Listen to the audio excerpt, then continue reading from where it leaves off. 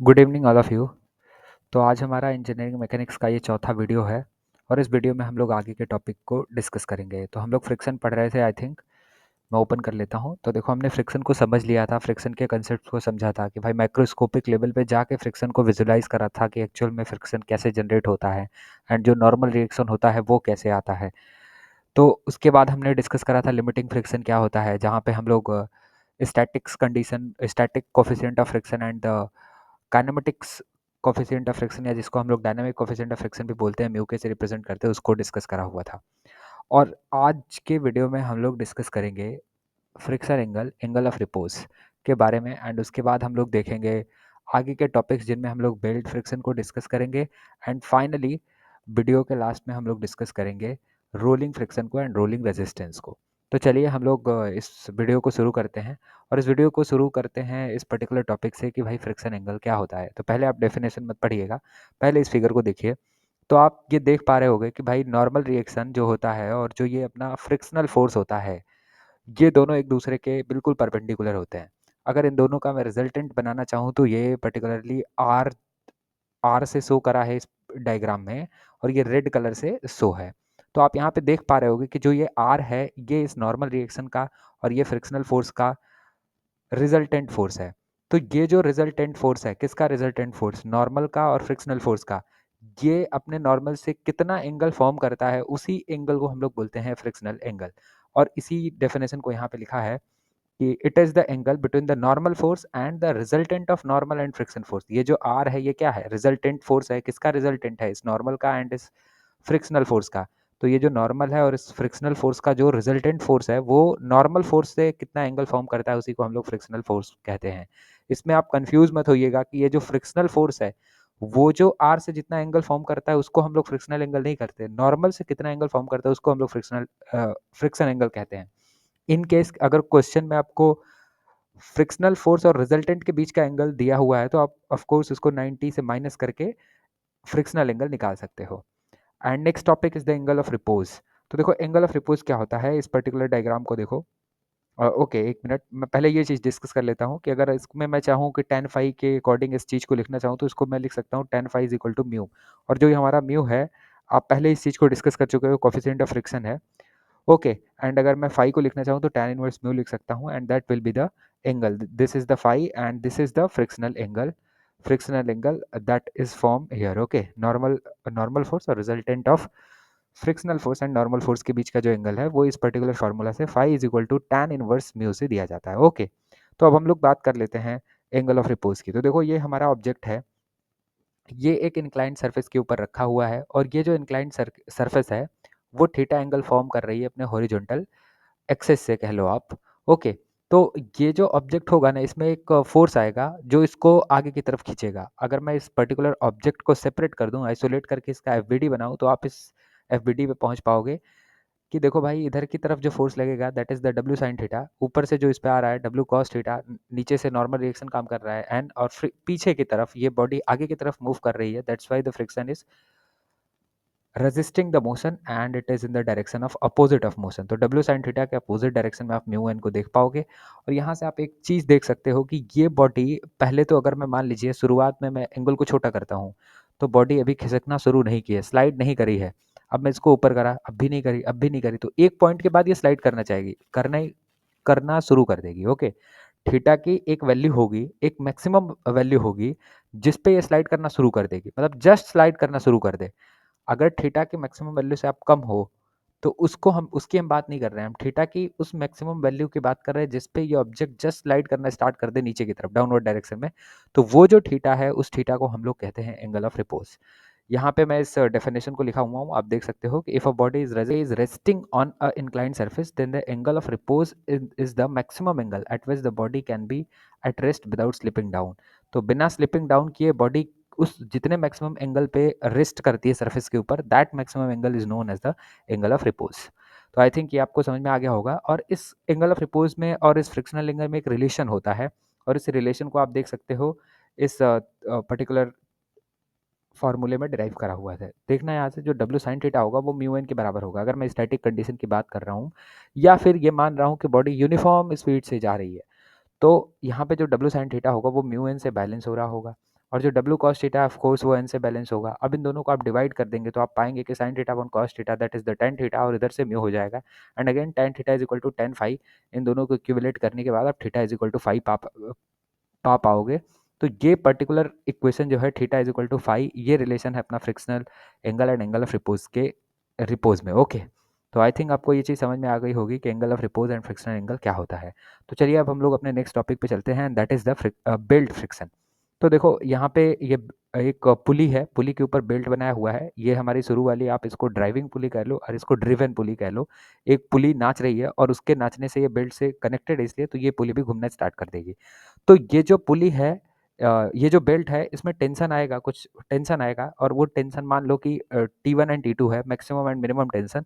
तो मैक्सिमम और minimum tension को हम निकाल, दोनों में क्या रिलेशन है उसी को इस्टेब्लिश करने का प्रयास करते हैं। तो अब हम लोग इसके डेरिवेशन में तो नहीं जाएंगे, बस हम इनके फॉर्मूले को डिस्कस करेंगे और इनमें जो भी पैरामीटर्स होंगे उनको, उनके जो भी वेरिएबल्स होंगे उनको डिस्कस कर लेते हैं।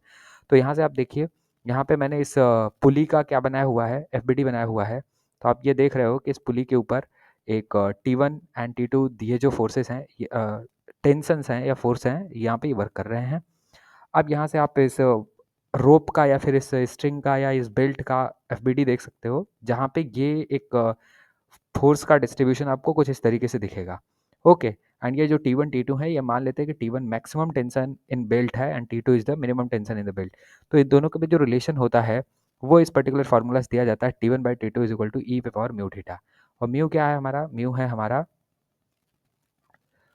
ये है हमारा कोफिशिएंट ऑफ फ्रिक्शन। ओके, और थीटा क्या है, थीटा ये एंगल है, ये एंगल थीटा है। And T1 T2 as I described earlier कि ये अपना मैक्सिमम टेंशन है और ये minimum tension in the belt है। तो ये जो रिलेशन होता है इसको आप ध्यान में रखिएगा, और यहाँ पे इनके बारे में थोड़ा सा डिस्क्राइब करा हुआ है कि जो T1 है मैक्सिमम टेंशन इन बेल्ट है, T2 मिनिमम टेंशन है, और थीटा जो एंगल ऑफ कॉन्ट्रैक्ट है उसको हम हमेशा से रेडियन में ही रखेंगे। इस चीज़ को आप ध्यान में रखिएगा, और ये पर्टिकुलर फार्मूला यूज़ होता है न्यूमेरिकल में एज इट इज़। ओके, तो आप इस बेल्ट फ्रिक्शन के ये T1 T2 में रिलेशन वाले फार्मूले को ध्यान रखिएगा। इसमें कुछ याद करने वाली चीज़ ही नहीं है, बस ये एक एक्सपोनेंशियली एक डिस्ट्रीब्यूशन मिलता है ई पावर म्यू थीटा। मैं डेरिवेशन में गया नहीं हूँ तो इसलिए आपको ज़्यादा क्लैरिटी नहीं होगी कि ये कहाँ से आया, हालांकि ये बहुत ईजी है इसका डेरिवेशन। तो ये पर्टिकुलर फार्मूला को आप याद रखिएगा। तो अब हम लोग नेक्स्ट नेक्स्ट टॉपिक पे चलते हैं। तो अपना जो नेक्स्ट टॉपिक होगा वो है अपना concept of rolling friction and rolling resistance. तो आपको ये पता होगा कि जो रोलिंग फ्रिक्शन होता है वो स्लाइडिंग फ्रिक्शन से कम होता है। ओके, और आप देख सकते हो जैसे कि ये अपनी कार है जो भी है, तो यहाँ पे आप देखिए ये इसका जो व्हील है, इस व्हील पे एक फ्रिक्शन काम करेगा, वो फ्रिक्शन को हम लोग रोलिंग फ्रिक्शन बोलेंगे, क्योंकि बॉडी रोल कर रही है और इसका जो ये टायर है ये डिफ्लेक्ट होगा सरफेस के पास, और रोल करते टाइम जो फ्रिक्शन काम करता है किसी भी ऑब्जेक्ट के ऊपर, तो वो रोलिंग फ्रिक्शन होता है। ठीक है, स्लाइडिंग करते टाइम, स्लाइडिंग मतलब सरकते टाइम जो काम करेगा फ्रिक्शन, उसको हम लोग कहते हैं स्टैटिक फ्रिक्शंस। अगर वो मूव कर रही है बॉडी तो उसको हम लोग डायनेमिक फ्रिक्शन कहते हैं। ओके, तो यहाँ पे एक चीज़ आप ऑब्जर्व करना कि ये फ्रिक्शन कम क्यों होता है, रोलिंग फ्रिक्शन। तो इसके लिए बहुत ही सिंपल सी लॉजिक है कि आप देखना, ये जो एरिया है, कॉन्टैक्ट एरिया, मतलब ये जो कॉन्टैक्ट पैच है या कॉन्टैक्ट एरिया, वो काफ़ी कम है। एंड सेकेंड थिंग कि जो इंटरेक्शन हो रहा है वो हमेशा चेंज होता रहेगा, मतलब कि पहले ये इंटरेक्ट किया, फिर अब नया सरफेस आ जाएगा, फिर नया सरफेस आएगा। तो इस तरीके से ये जो वैल्यू होगी, मतलब फ्रिक्शन जो ऑफर्ड होगा सरफेस के द्वारा, वो रिलेटिवली कम होगा स्लाइडिंग फ्रिक्शन के। ओके, यहाँ पे मैं एक रोलर को दिखाता हूँ आपको। ये रोलर रेस्ट कंडीशन में है, तो ये किस तरीके से इस पे डब्ल्यू काम करेगा, और इसका मैं FBD बना के अगर यहाँ पे शो करूँ तो आप ये देख पा रहे हो कि डब्ल्यू नीचे की तरफ काम कर रहा है और जो इसका नॉर्मल रिएक्शन फोर्स है वो अपवर्ड काम कर रहा है। तो ये पर्टिकुलर आपको FBD देखने को मिलेगा जब रोलर रेस्ट पे होगा। अब मान लीजिए कि उसी रोलर के ऊपर किसी ने P फोर्स अप्लाइड कर दिया आगे की तरफ, मतलब मैं इस पे P फोर्स अप्लाइड कर दिया आगे की तरफ, तो आपको ये डायग्राम देखने को मिलेगा जहाँ पे आप ये पाओगे कि इस पे P फोर्स आगे की तरफ लग रहा है। अच्छा, अब इसका FBD ऐसा नहीं होगा, और ये जो कॉन्सेप्ट है ये क्वेश्चंस में यूज़ होता है। आप एक क्वेश्चन पाए होंगे जिस पे P फोर्स लगता है और पूरा थ्योरी चेंज हो जाती है, वहाँ पे मतलब काफ़ी चांसेस हो जाते हैं गलती करने के। मैं उस क्वेश्चन पे आपको वीडियो बना के समझाने का प्रयास करूँगा कि वो पर्टिकुलर क्वेश्चन कैसे इस कंसेप्ट से रिलेटेड है। ओके, तो ये जो है फोर्स लग रहा है पी फोर्स लगने से क्या होगा कि इसका जो ये नॉर्मल रिएक्शन है ना, ये थोड़ा सा खिसक जाएगा अपने पोजीशन से। खिसकने का मतलब शिफ्ट हो जाएगा किसी डिस्टेंस पे। तो देखिए, अगर मैं इसका FBD बना दूं तो आप इस फिगर में पाओगे कि इस फोर्स P के कारण जो अपना N था वो B डिस्टेंस शिफ्ट हो गया है। इसको लगना सेंटर ऑफ ग्रेविटी के लाइन ऑफ एक्शन के डायरेक्शन में लगना चाहिए था, बट ये थोड़ा सा शिफ्ट हो गया है ड्यू टू अप्लाइड फोर्स। इससे क्या होता है कि ये जो फ्रिक्शन यहाँ पे आप ये चीज़ देख पा रहे होगे, ऑब्जर्व कर पा रहे होगे कि ये जो एन है, ये कुछ डिस्टेंस खिसक गया है बी से। ओके, तो ये आपको स्टडी करना ज़रूरी हो जाता है। और यहाँ पे ये जो बी जितना डिस्टेंस खिसका है, जितना डिस्टेंस स्लाइड किया है, इसको हम लोग कहते हैं कोफिशिएंट रोलिंग रेजिस्टेंस। सॉरी, ये जो बी है उसको हम लोग रोलिंग रेजिस्टेंस कहते हैं, उसको एमएम में रिप्रेजेंट एमएम में दिया जाता है इन जनरल। और जो आर है अपना, उसको हम लोग बोलते हैं रिजल्टेंट नॉर्मल फोर्स एन का और एफ का। तो आप इस पर्टिकुलर चीज़ को हमेशा अपने ध्यान में रखिएगा कि ये जो आर है, अब ये जो एन है वो बी डिस्टेंस खिसक जाता है, और जो बी होता है उसी को हम लोग कहते हैं coefficient of rolling resistance. And ये आर आप देख ही पा रहे हो इस फिगर से कि ये एन एफ का रिजल्टेंट फोर्स है। तो ये पर्टिकुलर चीज़ आप अपने माइंड में हमेशा रखिएगा कि किस तरीके से फोर्स लगने से जो रोलिंग फ्रिक्शन होता है किस तरीके से चेंज हो जाता है, और कैसे इसमें कॉन्सेप्ट इंट्रोड्यूस हो जाता है, एक नया कॉन्सेप्ट जिसको हम लोग कोफिशिएंट ऑफ रोलिंग रेजिस्टेंस बोलते हैं। ये जो बी डिस्टेंस है इसी को हम लोग कोफिशिएंट ऑफ रोलिंग रेजिस्टेंस बोलते हैं, और इसको हम एमएम में दिया जाता है। इस चीज़ को आप हमेशा ध्यान में रखिएगा कि कोफिशिएंट ऑफ रोलिंग रेजिस्टेंस क्या है और ये कहाँ से इंट्रोड्यूस हुआ है, कहाँ से आया है। तो आई थिंक आपको ये स्लाइड क्लियर हो गई होगी। तो इसी के साथ हम अपने इस चैप्टर को एंड करते हैं। ये चैप्टर अपना जो फ्रिक्शन है ये पूरा कवर हो गया। तो अब हम लोग बात करते हैं ट्रस की। ओके, तो ट्रस हम स्टार्ट करते हैं। तो ट्रस स्टार्ट करने से पहले हम लोग ये समझ लेते हैं कि ट्रस है क्या। तो आप इस फिगर को देख रहे होगे। तो ट्रस इस फिगर को देख के, या फिर आप कभी भी जाओगे तो देखो यहाँ पे मैंने ये नीचे रखा हुआ है एक स्लाइड, जिसमें आप अगर कभी भी रेलवे स्टेशन पे जाओगे तो कुछ इस तरीके का स्ट्रक्चर पाओगे। आप ऊपर देखोगे तो इस तरीके का आपको स्ट्रक्चर देखने को मिलता है। तो ये जो ट्रस्ट होता है ये एक स्ट्रक्चर है जिसमें बहुत सारे मेंबर्स होते हैं। देखो ये जो आप देख रहे हो ना, ऐसे जो ये इंक्लाइंड हुए बहुत सारे मेंबर आपको दिख रहे हैं। तो इसमें बहुत सारे मेंबर होते हैं जो एक दूसरे से कनेक्टेड रहते हैं, और कनेक्टेड इस तरीके से रहते हैं कि इनके ऊपर अगर कोई लोड आए तो वो उसको बेयर कर पाए, उसको सपोर्ट कर पाए। ओके, तो ये जो ट्रस है इसका डेफिनेशन अगर मैं बनाऊं तो बोल सकता हूं कि ये एक्चुअली में एक स्ट्रक्चर है जिसमें बहुत सारे मेंबर एक दूसरे से कनेक्टेड रहते हैं, सो दैट कि इनके ऊपर अगर कोई लोड आए तो उसको वो सपोर्ट कर पाए। तो ये हमारा डेफिनेशन होता है ट्रस का। And you can see this figure कि ये हमारा यहाँ पे ट्रस शो किया गया है, और इसमें मेंबर आप ऑब्जर्व कर सकते हो कि ए एक मेंबर है, एक ई एफ मेंबर है, एक एफ डी मेंबर है, एंड सी डी मेंबर है, एफ सी मेंबर है। तो आप सारे को अलग अलग करके देख सकते हो। ओके, और यहाँ पे ध्यान देना कि यहाँ पे पिन जॉइंट है, जहाँ जहाँ एक मेंबर दूसरे से कनेक्टेड है वहाँ पे पिन जॉइंट्स होता है ट्रस में। ऐसा हम लोग एज्यूम करते हैं, या फिर ऐसा ये एक अजम्पशन है ट्रस की एनालिसिस का। तो आप इसको अपने दिमाग में हमेशा रखिएगा। अच्छा चलिए ठीक है, हम यहीं पे डिस्कस कर लेते हैं कि क्या क्या अजम्पशंस हैं ट्रस्ट के। मैं आगे उसको अलग टॉपिक में डिस्कस करूंगा, बट स्टिल यहाँ पे हम लोग एक बार इस चीज़ को समझ लेते हैं।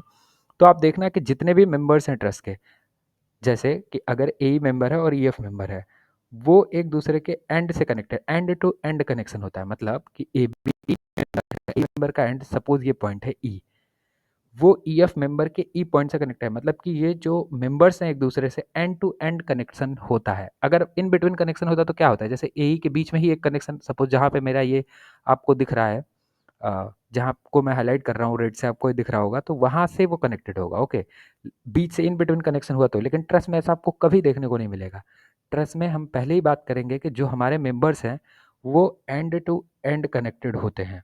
ठीक है, और ये जो सारे जॉइंट्स हैं, ठीक है, ये जो जॉइंट्स देख रहे हो वहाँ पे, E joint, F joint and C joint, B joint, ये सारे के सारे जॉइंट एज्यूम करे जाते हैं कि ये सब, पहली बात तो ये फ्रिक्शनलेस जॉइंट हैं। एंड सेकेंड थिंग कि ये जो सारे जॉइंट्स हैं ये पिन जॉइंट हैं। इनको हम लोग पिन जॉइंट की तरह अज्यूम करके एनालिसिस करते हैं ट्रस की। ओके, और जो लोड्स अप्लाई होते हैं वो सिर्फ जॉइंट पे अप्लाई होते हैं। इस पे लोड हालांकि इस पे आएगा, और जाहिर सी बात है कि अगर आप लोड अप्लाई करोगे, लेकिन हम लोग अपने एनालिसिस को फॉर सिंप्लीफिकेशन हम ये मान के चलते हैं कि जो लोड्स आ रहे हैं वो ओनली एट जॉइंट आ रहे हैं। इसके मतलब इस जो स्ट्रक्चर है, आप ये मेंबर के बीच में इन बिटवीन नहीं आ रहे हैं, वहाँ पे हम स्ट्रक्चर के ऊपर फोर्स को मानते हैं। और ऐसा इसलिए करते हैं कि हमारा जो एनालिसिस है, जो हमारा सॉल्व करने का, जिसे हम सॉल्व करेंगे आगे ट्रस्ट के प्रॉब्लम्स को कैसे कैसे हैंडल करते हैं उसको मैं आपको दिखाऊंगा, तो वो सिंप्लीफाई हो जाए, इसीलिए हम उसको जॉइंट पे मानते हैं। ओके, कि जितने भी लोड्स आ रहे हैं वो सारे के सारे जॉइंट्स पे अप्लाई हैं। और जो सारे मेंबर होते हैं ट्रस्ट के, all the member are subjected to only axial loads, और in other words you can say कि all the members are two force member. सारे के सारे मेंबर पे या तो एक्सियल फोर्स लगा है, या इसको आप टू फोर्स मेंबर की तरह ट्रीट करते हो, और इनका अपना कोई वेट नहीं है। ये अपना एक बेसिक अजम्पशन हो जाता है स्ट्रेंथ ऑफ मटेरियल का एंड इंजीनियरिंग मैकेनिक्स का। हालांकि जब वेट दिया रहता है तो हम उसको ऑफ कोर्स कंसीडर करते हैं, लेकिन हम ऐसा मानते हैं ट्रस्ट के प्रॉब्लम में आपको कभी वेट नहीं देखने को मिलेगा अंडर ग्रेजुएट लेवल पे। तो ये जो वेट है किसी भी ट्रस्ट का वो नेग्लिजिबल है, जैसे कि किसी भी मेंबर का वेट आपको नहीं लेना है। ओके, तो ये पर्टिकुलर अजम्पशंस हैं, मैं उनको आगे लिखा हूँ, आपको शो ऑफ कर दूंगा। और ये अपना ट्रस्ट क्या होता है आई थिंक आप ये समझ गए होंगे। अब हम चलिए ट्रस्ट के टाइप्स की बात कर लेते हैं। तो देखो, ट्रस्ट दो प्रकार का होगा यहाँ पे, plane truss and the space truss. Plane truss में क्या होगा कि सारे मेंबर एक सिंगल प्लेन में दिखेंगे, जैसे जैसे कि ब्रिज। देखो ये जो सारे मेंबर्स हैं ट्रस्ट के वो सिंगल प्लेन में हैं। आप ये एक प्लेन बना दो और इस प्लेन के एक्स वाई डायरेक्शन बोल दो तो आपको सारे प्लेन एक एक्स वाई प्लेन में दिख जाएंगे। ओके, और स्पेस ट्रस्ट में आप क्या देखोगे, स्पेस ट्रस्ट में आप नोटिस करोगे जैसे ये वाला ट्रस्ट है।